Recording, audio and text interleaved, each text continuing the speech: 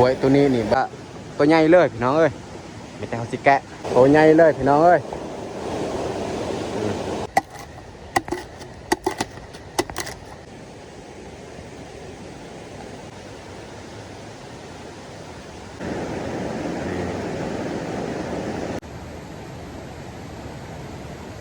กราบสบายดีFC เบิร์ดสู่คู่สู่คนยินดีต้อนรับเข้าสู่ซองบ่าวยูสำหรับวันนี้คอยก็ออกไปใช้ชีวิตตามห้วยเก็บผักซิดเบ็ดหรือว่าไปหาแมงดวงตามห้วยและพิเศษอยากขอบคุณพี่คนนี้ที่ส่งเงินทางซุปเปอร์แตงมาให้แก่ครอบครัวของพวกเฮาขอบใจหลายๆหรือว่าขอบคุณมากๆที่มีความเมตตาแก่ครอบครัวของพวกเฮาและอยากขอให้ได้คืนเป็นร้อยเท่าพันเท่าและโอเคแต่ทุกคนสามารถติดตามการใช้ชีวิตของเฮาในวันนี้หอยยางลงกะใกล้ฮอดห้วยแล้วนี่แต่ว่าห้วยตัวนี้นี่เราจะบ่ไปเพราะนำมันคุณห้วยตัวนี้นี่นำตัวมันไล่แต่บ้านเฮามันไล่ค่อนข้างคุณเฮาจะไปห้วยตัวมันใหญ่กว่านี้อีกเขาจะข้ามไปฟังเบื้องพุ่นห้วยตัวนี้แมนเขาจะบ่ไป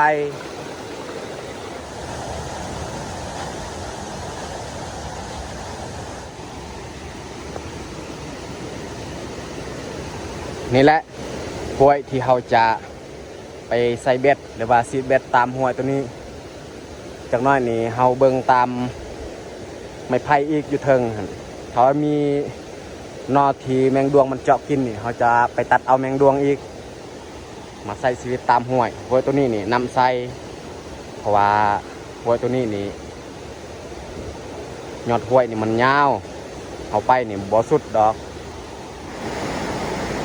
ตอนนี้นี่เขาใส่เนื้อเบ็ดกันเรียบร้อยแต่เขาจะไปซิดเบ็ดตามห้วยเลยห้วยตัวนี้นี่บรรยากาศเย็นดีห้วยตัวนี้นี่มีปลาพันธุ์อยู่ปลากั้งนี่บุค่อยมี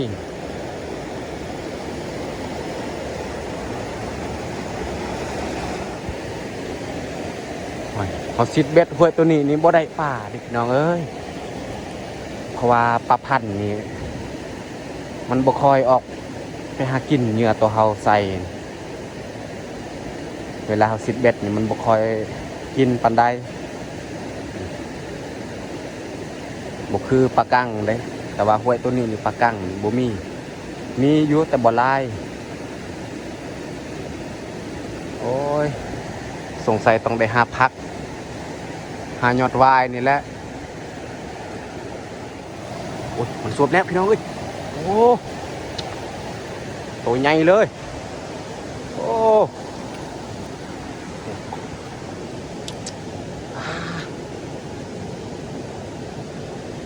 ตัวใหญ่เลยพี่น้องเอ้ยนี่ห้วยตัวนี้นี่คันมีปลากั้งนี่ก็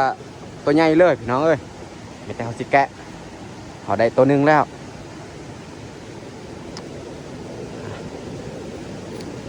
โอ้มันดิน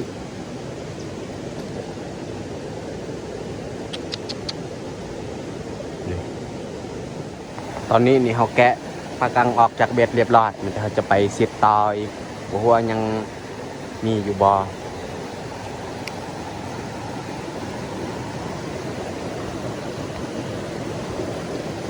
น่าจะบ่มีแล้วถ้ามีนี่มันออกคือวังยานมันออกไวขนาด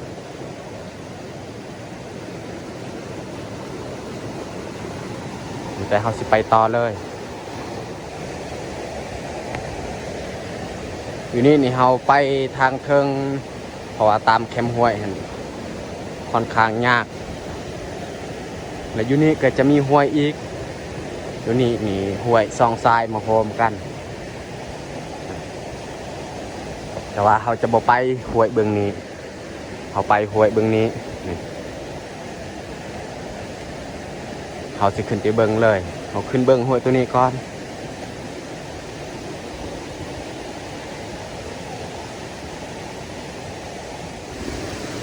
ห้วยตัวนี้น้ำค่อนข้างน้อย บ่หลายปานใดแล้วเราสิลองไปสิทธิ์อยู่เทิงเลยวังทมิตรนี่แหละแล้วเราจะลงลุมอีกห้วยตัวนี้นี่เราบ่ไปบรรยากาศนี่เย็นดี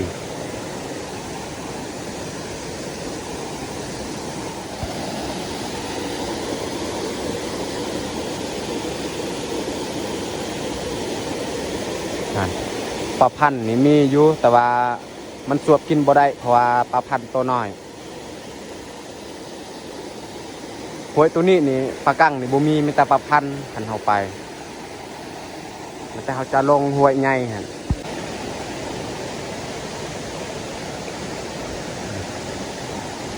ห้วยตัวนั้นนี่ใหญ่กว่าห้วยตัวนี้อีก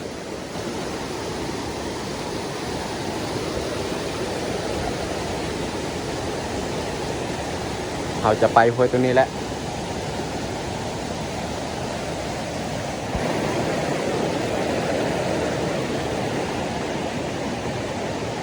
โอ้ไม้นี้ลม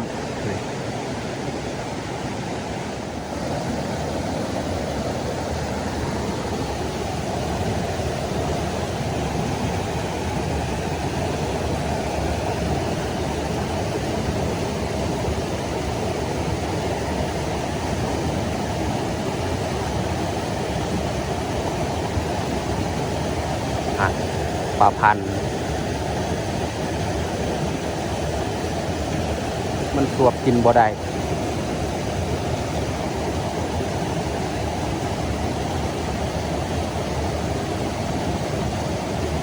โอ้ยเดี๋ยวนี้นี่บ่ได้ปลาแล้วน้องเอ้ยปลาพันธุ์มีอยู่แต่ว่ามันสวบกินบ่ได้แต่ปลาพันธุ์ตัวน้อยๆหั่นกระปูน้องเอ้ย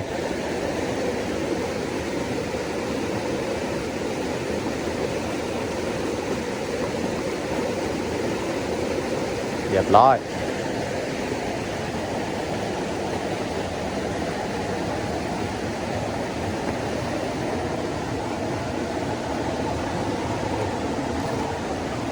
โอ้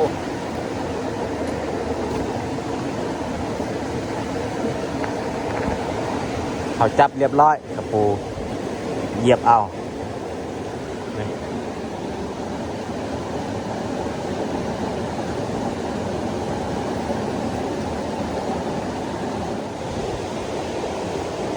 ตัวใหญ่เลยพี่น้องเอ้ยแต่เราจะยัดใส่กระทงเลยตอนนี้นี่เราเอากระปูยัดใส่กระทงเรียบร้อยไม่ได้จะไปต่อใส่บนนี้แหละ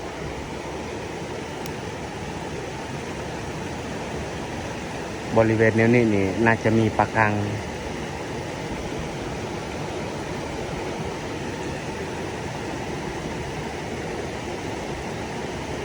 โอ้ใหญ่ปลากังนี่ถ้ามีนี่มันออกมากินนี่ไวโอ้คือซีเมนต์บ่มีเลย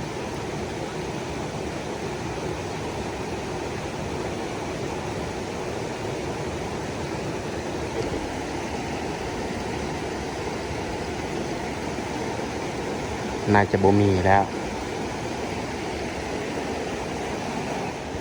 ตอนนี้ก็ฮอตบริเวณป่าไม้ไผ่แล้วแต่เราจะปะเครื่องอยู่นี่แหละสิขึ้นไปหาหน่อไม้ไผ่ก่อนเครื่องนี่เขาปะไว้อยู่นี่แหละเอาแต่มีดไปเขาจะเริ่มขึ้นไปเบิ่งเลยช่วงนี้นี่แมงด้วงกับบ่ค่อยมีแล้วเพราะว่าหน่อไม้นี่มันแก่แต่เราจะลองไปเบิ่งก่อนฮะหน่อตัวนั้นบางทีมันยังอยู่ก็มีแต่เราสิลองไปตัดเลยโอ้เขาสิว่ามันอยู่นี่บางทีมันออกแล้วนี่ตัวนี้มันออกแน่นอนแต่เขาสิตัดเบิ่งก่อนโอ้บ่เหลือมันสิบ่ออกนั่นปูบักใหญ่ๆนั่นนี่โอ้มันแต่ไปหาตัวใหม่อีก เขาห้าแมงดวงนี่น่าจะบ่ได้เพราะว่าช่วงนี้ก็ใกล้ฤดูมันแล้วแต่เขาจะลองหาต่ออีกถ้าบ่ได้แต่เขาจะลงไปซิดเบ็ดต่ออีก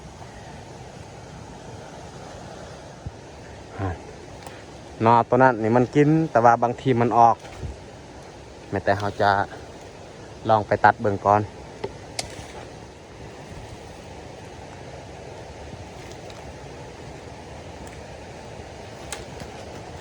แต่เขาสิลองตัดเบิ่งโอ้ตัวนี้นี่บางทีมันโบอยู่แล้วตามเบิ่ง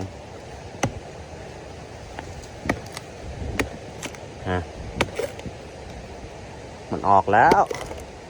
โอ้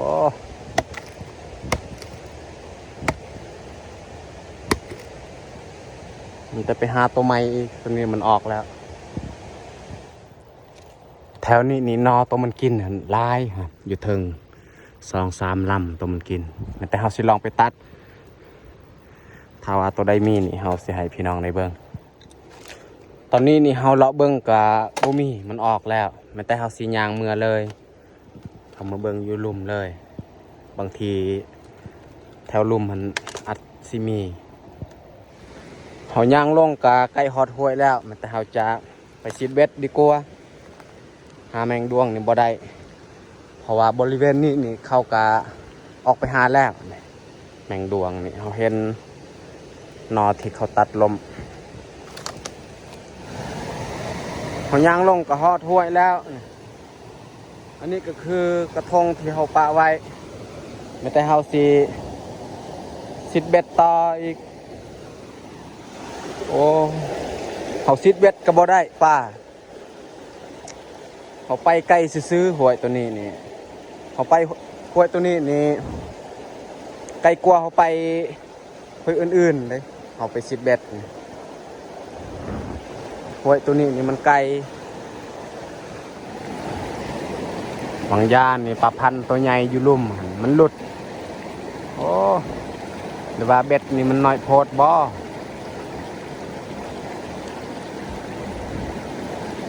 ปลาพันธุ์นี่ห้วยตัวนี้นี่ลายแต่ว่ามันบกินขนาดใส่เดือนแล้วเขาเอาเหงื่อมาใส่มันยังบ่สวบกินนะครับไปต่ออีกตอนนี้ก็เวลา10 โมงไปแล้วแต่ว่าปลานี่เขายังบ่ทันได้เขาได้แต่ปลากังตัวหนึ่งกระปูตัวหนึ่งโอ้อยากสิเอายังมาคิดกินจังหน่อย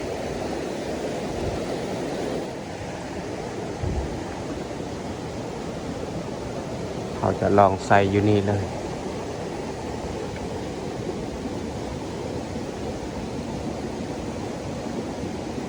ปลาพันธุ์นี่มันบอสวบกิน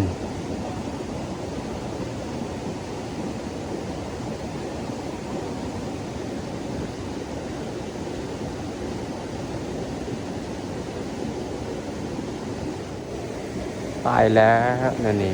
บ่ได้ปลาเลย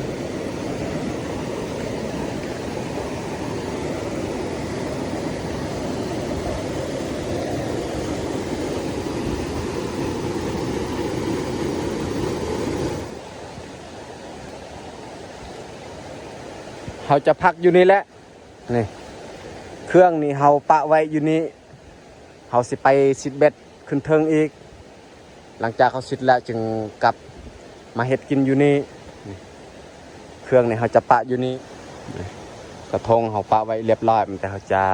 ขึ้นเทิงเลยเพราะว่าตอนนี้เขาก็ยังบ่ทันได้ของกินถ้าว่าจักน้อยก็บ่ได้จำเป็นแล้วต้องได้กินแจ่วปลากังตัวนึง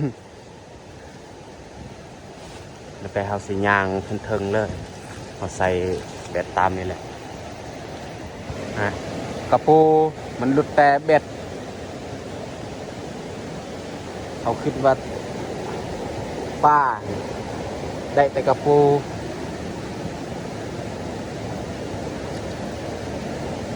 แต่เขาสิจับเลย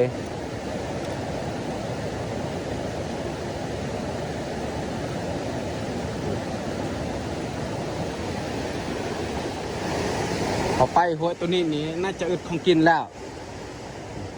ตอนนี้ก็เวลา11 โมงแล้วแต่ว่าเขายังบ่ทันได้ปลาผักกูดก็บ่มีตามห้วยตัวนี้ อ้เฮาสิบบอลเดียวนี่แหละฮะบอลนั้นเขาว่าเขาบ่ได้แต่เขาสิเมื่อเลยเขาได้เขาก็เมื่อตอนนี้ก็11 โมงปลายแล้วหิวข้าวแต่ว่าของกินนี่เขายังหาบ่ทันได้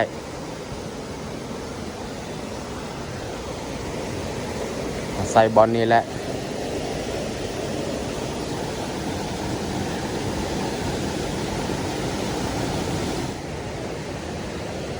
ตอนนี้เขาก็ย่างเมื่อแล้วเพราะว่าเขาสิเบ็ดก็บ่ได้ไม่แต่เขาสิเมื่อเลยเฮ็ดกินอยู่หั่นละเมื่อเลยเขาสิเมื่อไปหาปะตามห้วยน้อยห้วยตัวนี้นี่มีอยู่ป่าแต่ว่ามันบ่กินเหงื่อตัวเขาใส่ตอนนี้ก็ฮอดสถานที่เขาจะเฮ็ดกินแล้วนี่คือบอนนี้แหละเขาจะปะไว้อยู่นี่แหละเครื่องนะเขาสิไปตัดกระบังหรือว่าทำว่ามีแมงดวงนี่เขาจะเอาเลยแมงดวงนี่น่าจะบ่มีแล้วแต่เขาจะตัดเอากระบังเลยเพราะว่าเขาเบิ่งแล้วนอที่แมงดวงมันกินบ่มีแต่เขาสิตัดเอาตัวเขาตัดแล้วเห็ดกระบัง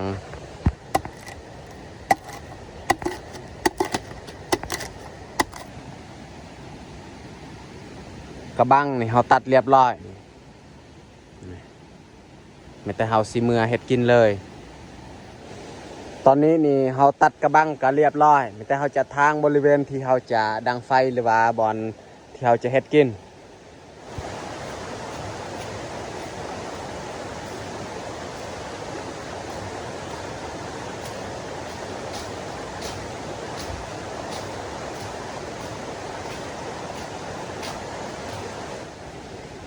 พื้นนี่เขากองไว้เรียบร้อยแต่เขาจะ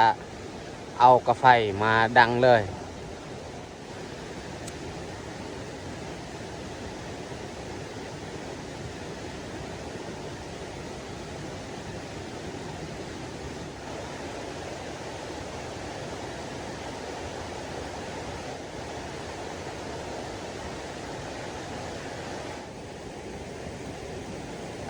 ไฟของเฮาก็เริ่มลุกแล้วแต่เฮาจะไปเฮ็ดของกินเลยนี่แหละสำหรับอาหารเที่ยงนี่แม่นปลากังนี่กระ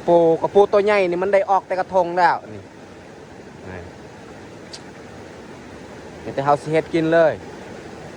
เพราะว่าปลาเฮาก็บ่ได้จะได้เฮาไปใกล้ซื้อหวยตัวนี้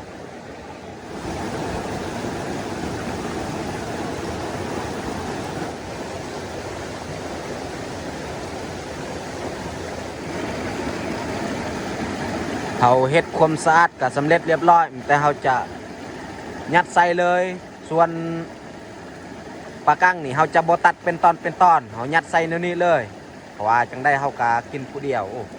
มันยังดินเซยขนาดใส่มันออกเบิดเลย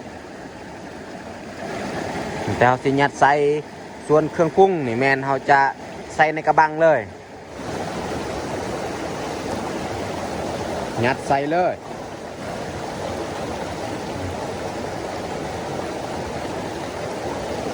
ใส่น้ำอีกหน่อยนึง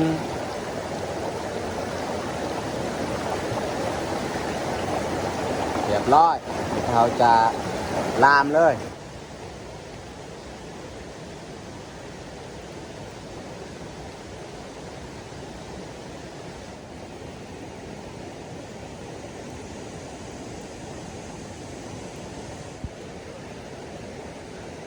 ตอนนี้ของกินของเฮากะใกล้สุกแล้วว่ามันสุกแล้วเราจะเริ่มโป่งเลยตอนนี้ของกินของเฮาก็สุกเรียบร้อยแต่เราจะตัดเอาใบตองมาปูไว้บอนเฮากินข้าวนี่ใบเดียวนี่ก็พอแล้วของกินของเฮาก็สุกเรียบร้อยแต่เราจะออกไปเลย โอ้น้ำยังลายอยู่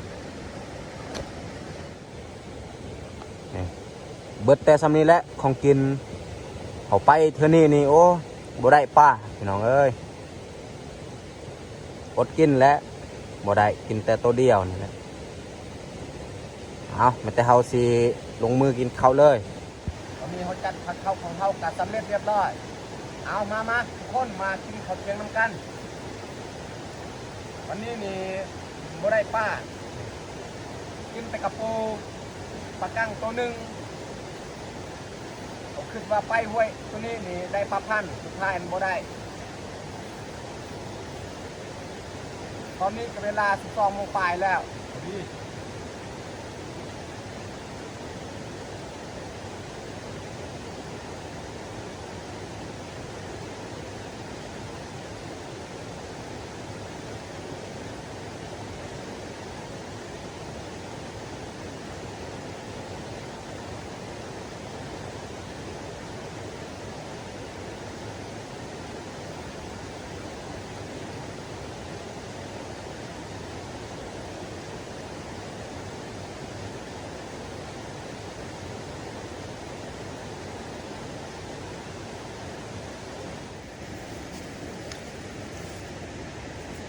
วันนี้นี่เรา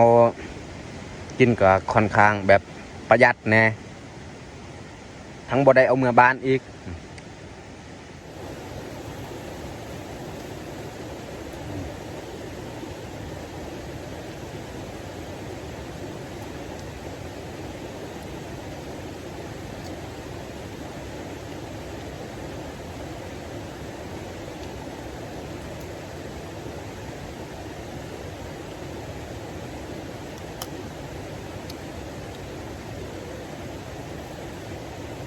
แจ๋วเลย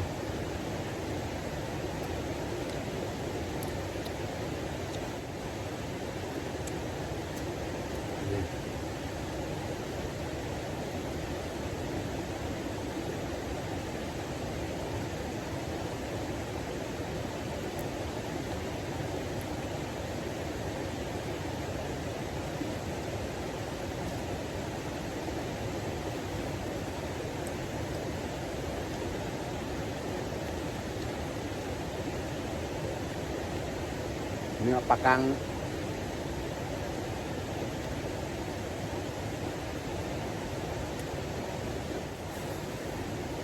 ตอนนี้เขากินข้าวกาสำเร็จเรียบร้อย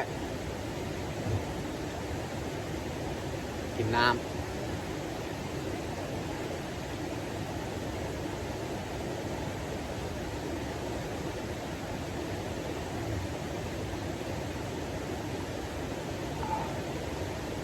เขาออกไปหาตึกเบ็ดเท่านี้นี่บ่ได้ปลาเลยบ่ได้ปลาเสี่ยวเมื่อบานไม่แต่เอาสิเกียมแล้วก็กลับเลยเพราะว่าขึ้นเครื่องนี่แห้งไกลบ่มีทางเมื่อเขาบ่สามารถขึ้นทางได้ไม่แต่เขาสิกลับคืนอีกเขาลองไป10 เบ็ดแถวลมอีกบางทีเขาได้ก็มีตอนนี้เขาก็เดินทางเมื่อแล้วแต่บัดเขาเมื่อนี่เขาจะบริทาย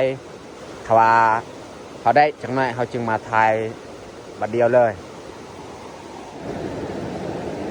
ขากลับนี่เขาได้ประพันธ์แต่ว่ามันบ่ได้ถึกบอลปากโตมันสวบกินนี่ไก่ฟันฟืมสงสัยเวลาแบบเขาดึงเบ็ดขึ้นนี่มันถึกเกาะโตมันโอ้เดี๋ยวนี้แหละเบ็ดมันใหญ่โพดมันกินบ่ได้มันไปทำสิแกะออกเลยเอาได้อีกตัวหนึ่งนี่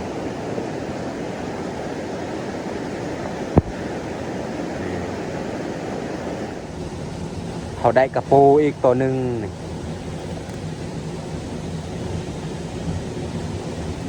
บางญาตินี่เขาก็ได้แล้วตัวใหญ่สำนีแต่ว่ามันออกแต่กระทงไม่แต่เขาจะจับยัดเลยเขาย่างเมื่อตอนนี้กับฮอตบอลหวยโตมันคุณอีกนี่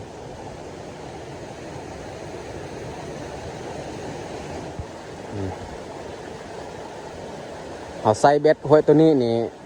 ได้อีกนี่ ได้แต่ปลากังนี่เราจะแกะเลยตอนนี้เฮาย่างเมื่อก็ฮอดบอนที่เฮาเฮ็ดกินมื้อนั้นนี่หวยตัวนี้นี่มีอยู่ปลากังแต่ว่ามันเห็นเฮานี่มันบ่สวบกินเหยื่อต่อเฮาใส่เบ็ดแล้วเฮาจะมาเบิ่งผลงานที่เฮาหาได้ในวันนี้นี่แหละผลงานปลากังนี่2โต้ปลาพัน3โต้กระปูตัวหนึ่งเบิดแต่สำนี้แหละแม้แต่เฮาจะยัดใส่ตรงยางเลยแล้วเฮาสิเมื่ออันนี้ก็คือทางเมื่อแต่นี้ไปหาบ้านนี่ก็บ่ไกลเฮาย่างนี่ประมาณ30นาทีก็ฮอดบ้านแล้ว